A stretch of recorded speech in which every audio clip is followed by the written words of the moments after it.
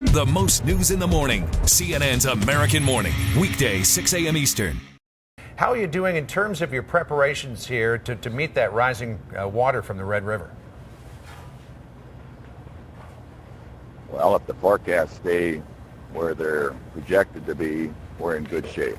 We finished the sandbagging yesterday. All the sandbags are placed. Our earthen dikes should be finished sometime today. So then we get into what we call maintenance mode. And until the river gets back down to, say 30 feet, we still have some problems, but they're not insurmountable.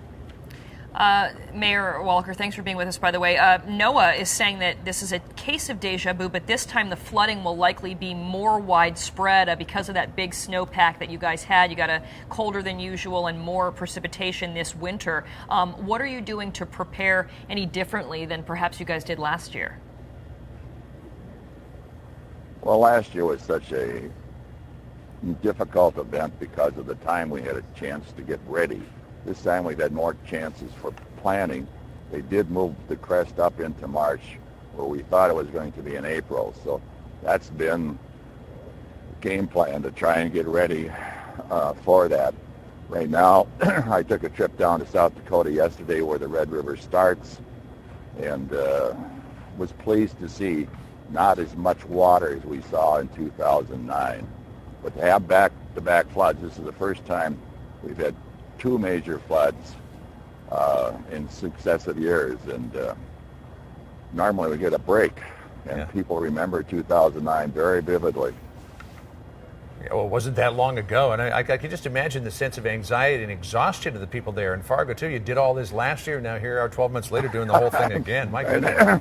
Mr. Mayor, you're employing some new technology, at least the National Guard is, this year, in terms of trying to keep the water back. Something called an aqua fence. What is that, and how well do you think it's going to work? Aqua fence. Yeah. Well, last year we tried some different devices. This year we had a kind of a symposium at our civic auditorium, bringing in all the vendors into one place and looking at their process and so forth. And we're going to try this aqua fence, and it's similar to what we saw down in St. Louis, where they have a wall, at 90 degrees with a backup. And I saw some of that down in St. Louis years ago on the Mississippi and the Missouri, and it seemed to work quite well. So new technology, we need to try it, and that's what they put in place yesterday, about 400 or 500 feet of it, and we'll observe it, we'll test it, we'll have somebody test it, and then maybe if we can use it in the future.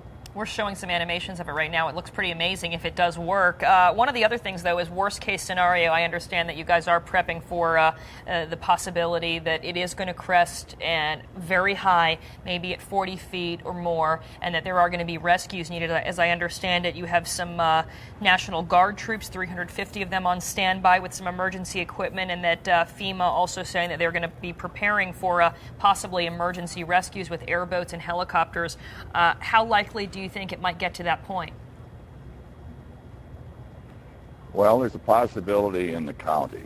The city of Fargo is not going to have that emergency, but last year there was a tremendous amount of rescues. People thought they were going to be okay, and the federal government, along with airboats, came in here and rescued an awful lot of people, and it was amazing. But that's in the rural part of our area. That's not in the city of Fargo. But some people were rescued by helicopters. The majority of them were rescued by the airboats. Well, Mr. Mayor, we thank you for taking time out of your busy day to talk with us, and we certainly wish you a lot of luck in the next couple of days in your efforts to keep the water at bay there. Thanks very much.